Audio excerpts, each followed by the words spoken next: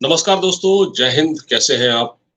इस वक्त जो भारत और रूस के संबंध है वो थोड़ा तनावपूर्ण है। और वैसे अगर देखा जाए भारत की जो डिप्लोमेसी है, इंडिया की जो डिप्लोमेसी है, वो काम तो अच्छा कर रही है, लेकिन उस पर बहुत दबाव है। और ये दबाव अचानक रूस के ऊपर से पड़ा है। और ये मैं आपसे इसलिए कह रहा हूँ क्योंकि रूस और भारत दोनों सदाबहार दोस्त हैं, अच्छे संबंध हैं, बुरे वक्त के साथी हैं। तो अचानक ऐसा क्या हो गया कि रूस ने भारत पर दबाव डालना शुरू कर दिया और बल्कि भारत को धमकी दी। अब ये खबर कहाँ से बाहर निकल कर आई है, ये तो मैं आपको बताऊंगा। उससे पहले आप मेरे चैनल को लाइक, शेयर और सब्सक्राइब जरूर करें।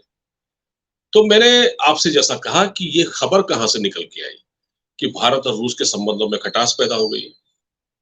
रूस ने भारत को धमकी दी है। ऐसा क्या हुआ? अब अमेरिका की एक पत्रिका है ब्लूमबर्ग, उसने एक रिपोर्ट छापी है जिसमें ये कहा है कि रूस ने भारत को धमकी दी है और कहा है कि अगर भारत ने रूस को एफएटीएफ की ब्लैक लिस्ट में जाने से नहीं रोका तो वो भारत के साथ जो भी उसके डील है, ऊर्जा से संबंधित, हथियारों से संबंधित, मतलब डिफेंस से संबंधित, उस डील को वो खत्म कर देगा। अगर आप सोचिए बड़े फलक पर कि रूस और भारत की डिफेंस डील बहुत बड़ी है और भारत रूस पर काफी निर्भर है इस मामले में। तो अगर ऐसी नौबत आती है तो भारत को तो बड़ा नुकसान होगा।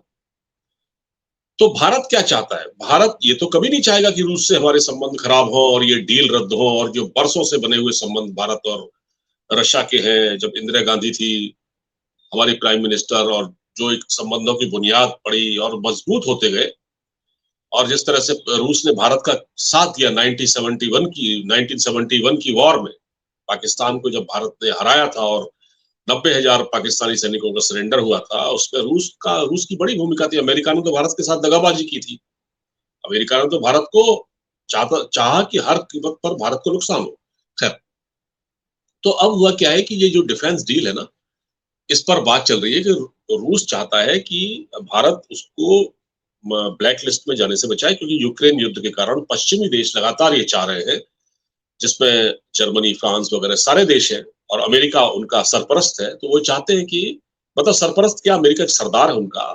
वो चाहता है कि ये सब पश्चिमी देश उसके, क्योंकि पिछलग्गू है, ये चाहते हैं कि भारत रूस से संबंध खत्म करे और अमेरिका के कैंप में आ जाए। तो भारत तो रूस के संबंध तो सदाबहार है, और अमेरिका के साथ क्योंकि दोस्ती है, स्ट्रेटेजिक पार्टनरशिप है, तो उससे भी भारत के अच्छे संबंध है।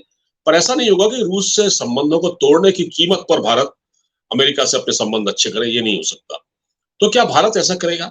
क्योंकि वो चाहता है कि ब्लैक लिस्ट होने से बचाए एफएटीएफ की ग्रे लिस्ट में। फाइनेंशियल एक्शन टास्क फोर्स में से कहा जा रहा है कि रूस ने जिस तरह से वहां पर युद्ध छेड़ रखा है यूक्रेन में, और वहां जिस तरह की जनहानि हो रही है, उससे रूस को ब्लैक लिस्ट किया जाए।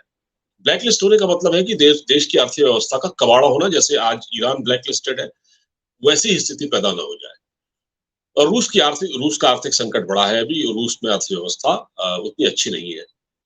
तो भारत नहीं चाहता, भारत भारत कभी नहीं चाहेगा कि रूस को खोए। और वो भारत उसके लिए लॉबिंग भी कर रहा है। अंदरूनी खबरें ऐसी हैं अंदर खाने की, भारत लॉबिंग भी कर रहा है। रूस दबाव की रणनीति बना रहा है। दरअसल रूस धमका नहीं रहा है, रूस दबाव की रणनीति बना रहा है कि भारत उसका पूरी तरह से साथ दे।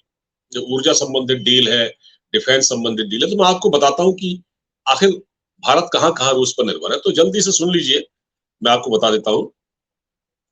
भारत और रूस के रिश्ते पिछले कई सालों से काफी मजबूत है, और ऐसा लगता है कि वो अब मुश्किल में है। तो ब्लूमबर्ग की जो रिपोर्ट है उसमें कहा गया है कि रूस भारत को धमका रहा है। अच्छा, भारत अपनी जरूरतों का काफी हद तक अपनी जरूरतों के लिए रूस पर निर्भर है, और उसके लिए रूस की धमकी एक चुनौती तो साबित हो ही सकती है। तो मैं आपको बताता हूँ क्या है। जैसे अब आप सुनिए कि साल 2020 में एक रिपोर्ट आई थी जिसमें भारत की सेनाओं की 80% तक की जरूरतें रूस से पूरी होती है। मिग-29 से लेकर भारतीय नौसेना का एयरक्राफ्ट कैरियर आईएनएस विक्रमादित्य और कुछ पनडुब्बियों के लिए रूस पर हम निर्भर हैं। और इसके अलावा एयर डिफेंस सिस्टम S-400 भी भारत ने उनसे खरीदा है। और जबकि चीन का विरोध है, पाकिस्तान का भी विरोध है, इसके बावजूद भारत ने खरीदा।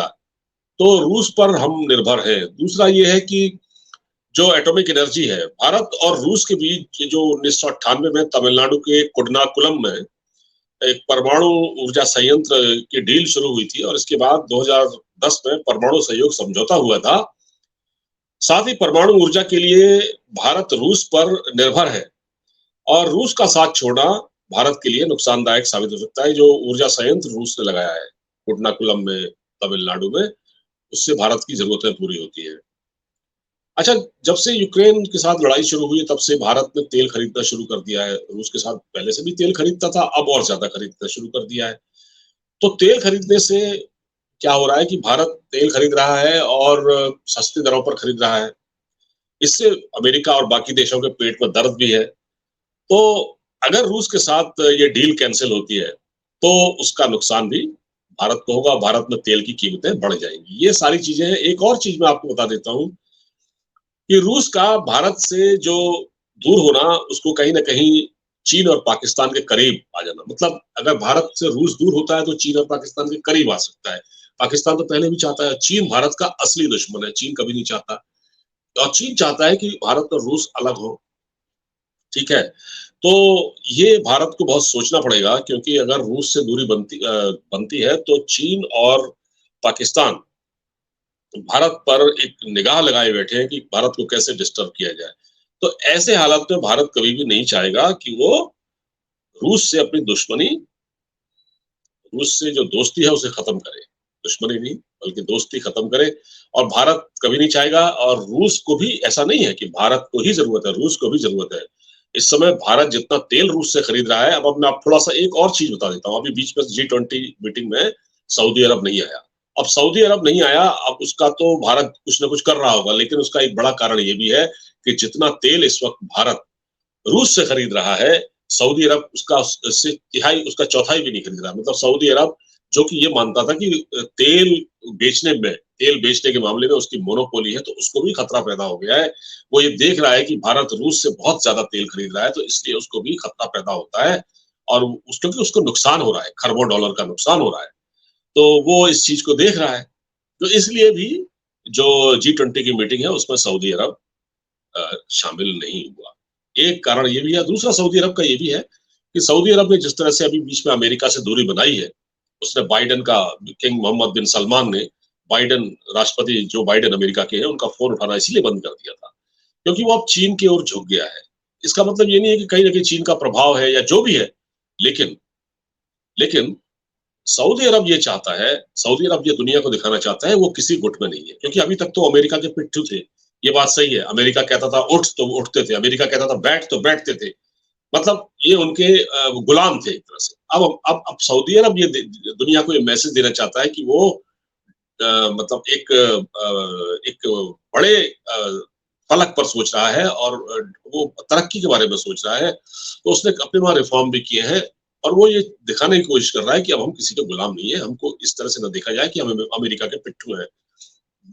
उसका झुकाव सऊदी अरब की ओर बढ़ा, ये बात सही है। सॉरी, चाइना की ओर बढ़ा, ये सही है। लेकिन वो ये संदेश देने की कोशिश कर रहा है कि हम चाइना के गुलाम नहीं हैं। तो इसलिए भी एक अलग अपनी एक आइडेंटिटी दुनिया में बनाना चाहता है सऊदी अरब, सब चीज़ों से बाहर निकल कर। तो इसलिए भी वो G20 की मीटिंग में नहीं आया। तो भारत का जहाँ तक रूस के साथ संबंधों का सवाल है, तो मैंने आपको बता दिया, भारत कभी नहीं चाहता रूस के साथ संबंध बिगड़े और इसको वो बना के ही रखेगा और इसके लिए चाहे भारत को कुछ भी करना पड़े।